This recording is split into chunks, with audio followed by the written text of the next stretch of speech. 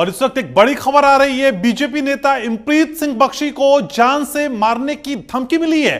विदेशी नंबर से इमप्रीत सिंह बख्शी को कॉल आया था और उन्हें और उनके परिवार को जान से मारने की धमकी दी गई।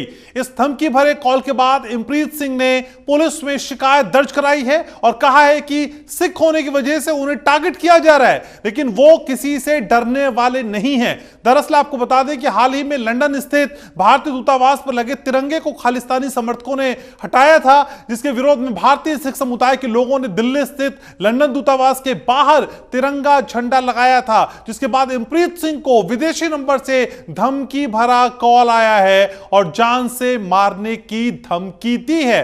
तो इमप्रीत सिंह को विदेशी नंबर से ये कॉल आया है, उनको और उनके परिवार को जान से मारने की धमकी दी गई है।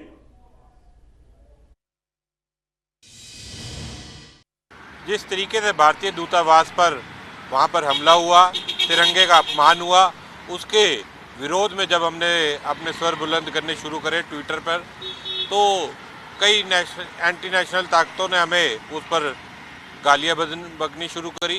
पर आज सुबह हद ही हो गई जब कनाडा के नंबरों से धमकियाँ आने लगी, परिवार को धमकियाँ देने लगे और कहने लगे कि अगर आप लोग ऐसे ट्वीट करेंगे तो जल्दी आपको अपनी जान से हाथ गंवाने पड़ेंगे।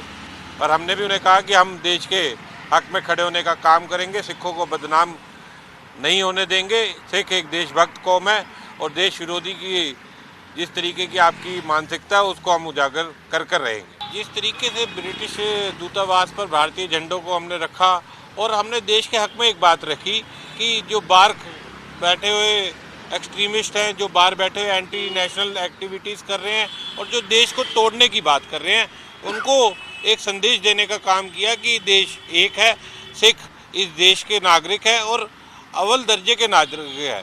इस तरीके से आप देश को तोड़ नहीं पाएंगे और भारत के साथ हम लोग खड़े होने का काम करें। देखो लंदन में हुआ, चाहे आप वॉशिंगटन डीसी का कार्यक्रम देखो, इनका ये एक तरीके से सिखों को देश विरोधी मानसिकता के साथ प्रस्तुत करने का काम कर रहे हैं और भारत को बदनाम करने का काम कर रहे हैं। और जिस तरीके से तिरंगे का अपमान कर रहे हैं, वो कोई भी इस देश का नागरिक इसको बर्दाश्त नहीं कर पाए।